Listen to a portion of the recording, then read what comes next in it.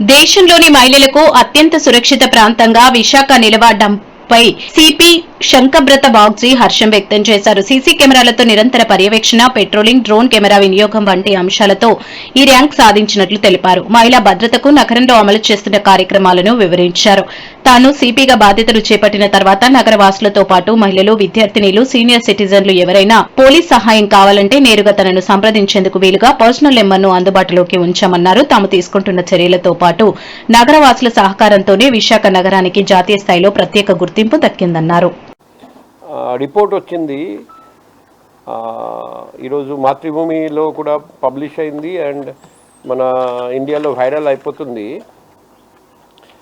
National annual report and index on women safety 2025 in short నాడీ 2025 ఈరోజు ఒక report ఈరోజు విడుదల చేయడం జరిగింది. National commissioner for women chairperson Vijay Rahatkar ఇది ఈరోజు ఢిల్లీలో లాంచ్ చేశారండి. ఈ రిపోర్ట్ ప్రకారం safest city for women in India, అందులో నార్త్ ఈస్ట్లో చాలా సిటీస్ ఉన్నాయి, కోహిమా, ఐజాల్, గ్యాంగ్టాక్ అండ్ ఇటానగర్. కానీ ఇండియా మెయిన్ల్యాండ్లో 3 సిటీస్ మాత్రమే ఉన్నాయి, ముంబై, భువనేశ్వర్ అండ్ విశాఖపట్నం.